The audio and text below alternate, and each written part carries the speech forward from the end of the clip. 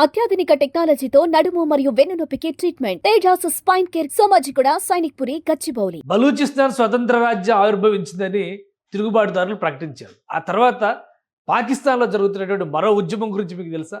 బలూచిస్తాన్ ఇన్స్పిరేషన్తో ఇప్పుడు పాక్ ఆక్యుపైడ్ కాశ్మీర్లో కూడా ప్రజాస్వామ్య ఉద్యమాలు రాజుకుంటున్నాయి. అందులో గిల్గిట్ బల్టిస్తాన్ ముందుగా ఉంది. వెంటనే అక్కడ ఉన్నటువంటి ఉద్యమ నేతల్ని అదుపులోకి తీసుకునే పనిలో పాకిస్తాన్ ప్రభుత్వం నిమగ్నమైంది. ఇప్పుడు గిల్గిట్ బల్టిస్తాన్ ఏ విధంగా ఉంది, బలూచిస్తాన్ బాటలోనే ఈ ప్రాంతం కూడా పయనించబోతుందా అనేటువంటి సందేహాలు వస్తున్నాయి. పెద్ద ఎత్తున ఆందోళనలు రాజుకుంటున్నాయి. అసలు ఈ గిల్గిట్ బల్టిస్తాన్ ఏంటి ఒకసారి విశ్లేషించేటువంటి ప్రయత్నం చేద్దాం. మన దేశ చరిత్రలో కాశ్మీర్కి ఒక ప్రత్యేకత ఉంది. కాశ్మీర్ గురించి మాట్లాడుకునేటప్పుడు అందులో ఉన్నటువంటి ప్రాంతాల గురించి కూడా మాట్లాడుకోవాల్సిన పరిస్థితి వస్తుంది. ఇప్పుడు గిల్గిట్ కండిషన్ ఇది. ఈ ఒక్క పోస్టర్ క్లారిటీ ఇస్తుంది. దీనికి సంబంధించి బలూచిస్తాన్ వాయిస్ ఆఫ్ బలూచిస్తాన్ దీన్ని షేర్ చేసింది. Voice for justice, Baloch voice for justice వీళ్ళు షేర్ చేశారు. Baloch voice for justice stands in full solidarity with the people of Gilgit Baltistan, అంటే జీబీ అని కూడా అంటారు అంటే గిల్గిట్ బల్టిస్తాన్ని. Rising against decades of silence, repression and fear, the arrest of Awami action committee leaders is an attack on democratic dissent. ఇది బలూచిస్తాన్కి సంబంధించినటువంటి ఉద్యమకారులు షేర్ చేసినటువంటి కంటెంట్. సో ఇందులో రైట్స్ మూవ్మెంట్ జీబీ అంటే మళ్ళీ అక్కడ రాజుకుంది పాక్ ఆక్యుపైడ్ కాశ్మీర్. పాకిస్తాన్ని 4 ప్రావిన్సులుగా మనం చూస్తాం. కాశ్మీర్ని ఆక్రమించుకున్నటువంటి కాశ్మీర్ని 5వ ప్రావిన్స్గా చేసేటువంటి ప్రయత్నం జరగగానే గిల్గిట్ బల్టిస్తాన్లో తీవ్రమైనటువంటి వ్యతిరేకత వచ్చింది. అప్పటి నుంచి కూడా ప్రజాస్వామ్య హక్కుల ఉద్యమాలు జరుగుతున్నాయి. ఇప్పుడు గిల్గిట్ బల్టిస్తాన్లో జరుగుతున్నటువంటి ఆందోళనకి బాసటగా బలూచిస్తాన్ ఉద్యమకారులు కూడా నిలబడ్డారు. దానికి సంకేతమే ఈ అంశం. ఒకసారి మనం విశ్లేషిద్దాం. ఈ గిల్గిట్ బల్టిస్తాన్ కథ ఏంటి, మొత్తం కాశ్మీర్ ముఖ చిత్రాన్ని ఒకసారి మనం చూస్తే కనుక కొన్ని ప్రాంతాలుగా విభజించుకొని చూడాల్సినటువంటి అవసరం ఉంటుంది. అలానే కొన్ని దేశాలు మధ్యలో ఉన్నటువంటి ప్రాంతాలు ఇవి. ఆ దేశాలు మానిటర్ చేస్తున్నాయి, అడ్మినిస్ట్రేషన్ చేస్తున్నాయి. ఆ దేశాల పరిధిలో ఉన్నటువంటి ప్రదేశాలుగా మనం చూడాల్సి ఉంటుంది. ఈ గ్రీన్ బ్లాక్ మొత్తం కూడా పాకిస్తాన్, పిఓకే అని మనం అంటున్నాం. సో ఇది పిఓకే. ఈ రెడ్ బ్లాక్ అంతా కూడా చైనా కంట్రోల్లో ఉన్నటువంటి జమ్మూ కాశ్మీర్కి సంబంధించిన భూభాగం. ఇక ఈ ఎల్లో అండ్ వైట్ ఈ రెండు కూడా ఇండియాలో ఉన్నటువంటి ప్రాంతాలు. సో ఇక్కడతో మనం ఈ విశ్లేషణ వదిలేస్తే, అసలు విభజనని వదిలేస్తే, కాశ్మీర్లో అంటే పాకిస్తాన్ ఆక్రమించుకున్నటువంటి కాశ్మీర్లో కూడా 2 రకాల విభాగాలు ఉన్నాయి. జమ్మూ కాశ్మీర్ని మొత్తం మనం 5 ప్రాంతాలుగా చూడాల్సినటువంటి అవసరం ఉంటుంది. ఆ 5 ప్రాంతాలు ఏంటంటే, ఈ ప్రాంతంలో ఈ ప్రదేశం మొత్తాన్ని కూడా లడాఖ్గా గుర్తిస్తాం మనం. అలానే ఈ ప్రాంతం మొత్తాన్ని గిల్గిట్ బల్టిస్తాన్గా గుర్తిస్తాం. ఇక ఇక్కడ చూస్తే కనుక ఇండియా పరిధిలో ఉన్నటువంటి ప్రాంతాల్లో ముఖ్యమైనటువంటివి ఇటు కాశ్మీర్ లోయ, అలానే ఇటువైపు ఉన్నటువంటి జమ్మూ ప్రాంతం. సో ఇవన్నీ కూడా జమ్మూ కాశ్మీర్ మొత్తం సమగ్ర రాష్ట్రంలో ముఖ్యమైనటువంటి భాగాలు అనుకుంటే, ఇందులో విభజన వారీగా అంటే రాష్ట్రాల వారీగా చూసినటువంటి క్రమం, దేశాలు పరిపాలిస్తున్నటువంటి దేశాలు ఏవైతే వాటి ఆధీనంలో ఉన్నాయో వాటి పరిధిలో చూసినప్పుడు 3 ముఖ్య భాగాలుగా మనం చూస్తే ఈ పిఓకే ప్రాంతాన్ని మళ్ళీ 2 భాగాలుగా చూడాల్సి ఉంటుంది. ఇక్కడ వరకు ఉన్నటువంటి ప్రదేశం అంటే ఇదంతా కూడా కాశ్మీర్ లోయ, జమ్మూలోని కొంత ప్రాంతం. దీన్నే ఆజాద్ కాశ్మీర్, ముజఫరాబాద్ హెడ్ క్వార్టర్స్గా ఆజాద్ కాశ్మీర్ అని పాకిస్తాన్ చెబుతుంది. ఇక ఈ ఎగువన ఉన్నటువంటి ప్రదేశం మొత్తం కూడా గిల్గిట్ బల్టిస్తాన్. వాస్తవానికి భౌగోళికంగా కానీ, సామాజికంగా కానీ, మతాల పరంగా చూసినా కానీ ఈ 2 ప్రాంతాలకి ఒక ప్రత్యేకమైనటువంటి ప్రతిపత్తి ఉంటుంది. అందుకే 5వ ప్రావిన్స్గా కాశ్మీర్ని చేర్చాలనేటువంటి ఆలోచన పాకిస్తాన్కి వచ్చిన వెంటనే తీవ్ర స్థాయిలో ఇక్కడ ఉద్యమాలు రాజుకున్నాయి. వాటి ఫలితంగానే ఈ ప్రాంతాన్ని, గిల్గిట్ బల్టిస్తాన్ ప్రాంతాన్ని ఒక ప్రత్యేక అటానమస్ ప్రాంతంగా అంటే ప్రత్యేక ప్రతిపత్తి కలిగినటువంటి ప్రదేశంగా పాకిస్తాన్ ప్రభుత్వం గుర్తించింది.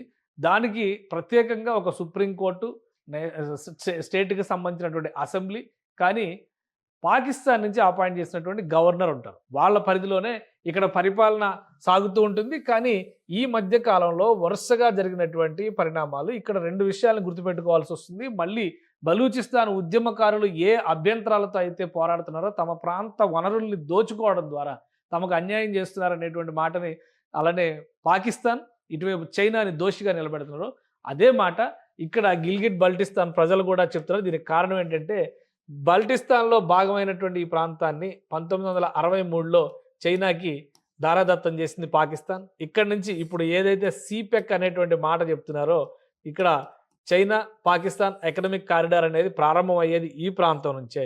సో ఇక్కడ సహజంగా ఉన్నటువంటి జలవనరుల ద్వారా విద్యుత్ ఉత్పత్తి, అలానే మినరల్స్ని సేకరించడం, ఖనిజాలను సేకరించేటువంటి బాధ్యతని చైనా, పాకిస్తాన్ ప్రభుత్వాలు యథేచ్ఛగా నిర్వహిస్తున్నాయి. స్థానిక ప్రజలకు మాత్రం తీవ్రమైనటువంటి ఇబ్బందులు కలిగిస్తున్నాయి. ఎలాంటి ప్రాధాన్యం ఉండట్లేదు ఉద్యోగాల్లో కానీ, కనీసం విద్యుత్ సదుపాయాలు కూడా సరిగా లేవనేటువంటి విమర్శలు ఉన్నాయి. సో వీటి నేపథ్యంలోనే ఈ ప్రాంతంలో ఈ మధ్య కాలంలో అంటే గత 20-30 ఏళ్లుగా ప్రత్యేక ప్రతిపత్తి అనేటువంటి డిమాండ్ ఉన్నప్పటి నుంచి కూడా ఇక్కడ ఉన్నటువంటి లడాఖ్తో సాంస్కృతికంగా ఉన్నటువంటి బంధాన్ని దృష్టిలో పెట్టుకొని లడాఖ్లో ఉన్నటువంటి ప్రజల స్థితిగతుల్ని పరిగణలోకి తీసుకుని బల్టిస్తాన్లో కూడా స్వతంత్ర ఆకాంక్షలు, ప్రజాస్వామ్య ఉద్యమాలు, హక్కుల ఆందోళనల పరంపర మొదలైంది. సో ఆ క్రమంలోనే ఇక్కడ మనం అర్థం చేసుకోవాల్సింది ఇప్పుడు కొత్తగా రాజుకున్నటువంటి చిచ్చు పాకిస్తాన్లో ఈ ప్రాంతం మీద జరుపుతున్నటువంటి ఆధిపత్యాన్ని అడ్డగించేటువంటి క్రమంలోనే గిల్గిట్ బల్టిస్తాన్ ప్రాంతంలో పెద్ద ఎత్తున ప్రజాస్వామ్య ఉద్యమాలు నడుస్తున్నాయి. ఈ ఉద్యమాలకి సంబంధించినటువంటి మద్దతు విషయంలో బలూచిస్తాన్ నుంచి పూర్తి స్థాయి మద్దతు, బలూచి ఉద్యమకారుల మద్దతు, అలానే ఇతర ప్రాంతాల నుంచి కూడా మద్దతు లభిస్తున్నటువంటి పరిస్థితి ఉంది. మొత్తం గిల్గిట్ బల్టిస్తాన్లో కనుక మరింత పెద్ద ఎత్తున ఇది అవామీ యాక్షన్ కమిటీ అనేటువంటి గిల్గిట్ బల్టిస్తాన్కి చెందినటువంటి హక్కుల ఉద్యమకారులందరూ ఒక కమిటీగా ఏర్పడి రాజకీయాలతో సంబంధం లేకుండా ఆ ప్రాంత ప్రయోజనాల కోసం పోరాడుతున్నారు. వీళ్ళందరినీ కూడా పాకిస్తాన్ ప్రభుత్వం అరెస్టు చేసింది. ఈ అరెస్టుతో పతాక సన్నివేశానికి వెళ్ళింది ఆందోళనల పరంపర. గత 2 రోజులుగా గిల్గిట్ బల్టిస్తాన్లో పెద్ద ఎత్తున ఉద్యమాలు జరుగుతున్నాయి. పాకిస్తాన్ ప్రభుత్వానికి, ముఖ్యంగా పాకిస్తాన్ సైన్యానికి వ్యతిరేకంగా ఆందోళనలు రోజు రోజుకి పెరుగుతున్నాయి. గిల్గిట్ బల్టిస్తాన్లో రోజు రోజుకి రాజుకుంటున్నటువంటి ఈ ఆందోళనల పరంపరకి సంఘీభావంగా అనేక వీడియోలు కూడా కనిపిస్తున్నాయి. వాస్తవానికి ఇది కాశ్మీర్ని హెవెన్ అంటారు కదా, హెవెన్ అనడానికి ఉదాహరణలుగా చెప్పేటువంటి అనేక దృశ్యాలు ఇక్కడ మనకి ఈ వీడియోల్లో కనిపిస్తున్న సోషల్ మీడియాలో వరుస పెట్టి రిలీజ్ అవుతున్నాయి. 2 రోజులుగా జరుగుతున్నటువంటి ఆందోళనలకు సంబంధించి. ప్లస్ లాహోర్లో పాకిస్తాన్కి ఒక విధంగా రాజకీయ రాజధానిగా లాహోర్ని చెప్తారు. లాహోర్లో కూడా పెద్ద ఎత్తున ఆందోళనలు, ఉద్యమాలు జరుగుతున్నాయి.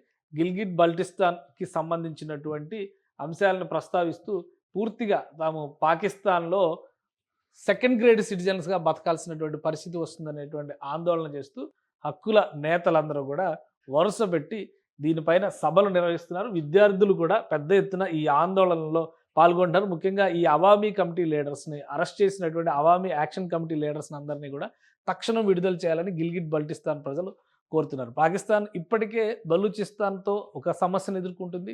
అటు ఖైబర్ పఖ్తూన్వాలో జరుగుతున్నటువంటి సాయుధ పోరాటం పాకిస్తాన్ కంటి మీద కునుకు లేకుండా చేస్తుంది. గిల్గిట్ బల్టిస్తాన్లో కూడా ఇప్పుడు ఒక బలమైనటువంటి ఆందోళన రూపాంతరం చెందుతున్నటువంటి పరిస్థితి. ఇక్కడ ఇంకొక విషయం ఏంటంటే సామాజికంగా, మతపరంగా కూడా గిల్గిట్ బల్టిస్తాన్ ప్రజల సంస్కృతి, వాళ్ళకు ఉన్నటువంటి ఆచార వ్యవహారాలు ఇవన్నీ కూడా ఇప్పుడు మెయిన్ కాశ్మీర్ అంటే అక్కడ చెప్తున్నటువంటి ఆక్యుపైడ్ కాశ్మీర్లో ఆజాద్ కాశ్మీర్గా చెప్తున్నటువంటి ప్రాంతంతో అసలు సారూప్యత ఉండదు. ఈ ప్రాంత ప్రజలందరికీ కూడా లడాఖ్లో ఉండేటువంటి ప్రజల జీవన విధానంతో కొంతవరకు సారూప్యత ఉంటుంది.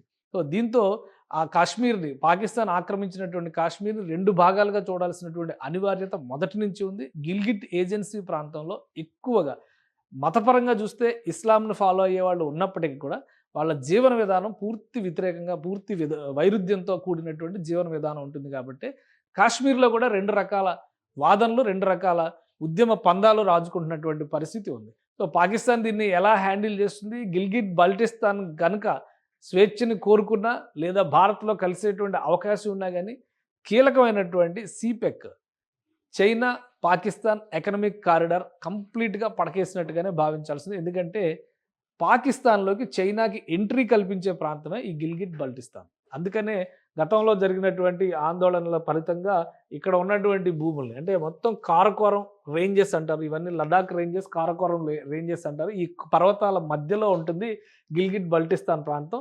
ఈ ప్రాంతాన్ని ఎప్పుడైతే పాకిస్తాన్ చైనాకి దారాదత్తం చేసిందో అప్పటి నుంచే ఈ ప్రాంతానికి, అంటే పాకిస్తాన్లోకి ఎంటర్ కావడానికి కావాల్సినటువంటి వెసులుబాటు చైనాకి దక్కింది. సో ఇప్పుడు ఈ ప్రాంతంలో వ్యతిరేకత, చివరి ప్రాంతం అంటే సముద్రాన్ని చేరాలనుకునేటువంటి ఆకాంక్షకు ప్రతిరూపంగా కనిపించేది బలూచిస్తాన్. బలూచిస్తాన్లో కూడా వ్యతిరేకత. ఈ 2 మేజర్ ప్రావిన్సుల్లో కనుక ఇబ్బందికరమైన, ఒకటి ప్రావిన్స్, రెండోది ఆక్రమిత ప్రాంతం, స్వతంత్రంగా చూస్తున్నటువంటి అంటే ఎటానమీ ఉన్నటువంటి ప్రాంతం. సో ఈ 2 ప్రాంతాల మధ్య ఇప్పుడు రాజుకున్నటువంటి చిచ్చు అటు చైనాని, ఇటు పాకిస్తాన్ని కూడా కంటి మీద కునుకు లేకుండా చేస్తున్నాయి. సుమన్ టీవీలో మీ పర్సనల్ అండ్ బిజినెస్ ప్రమోషన్స్ కోసం కింది నెంబర్కి కాంటాక్ట్ చేయండి.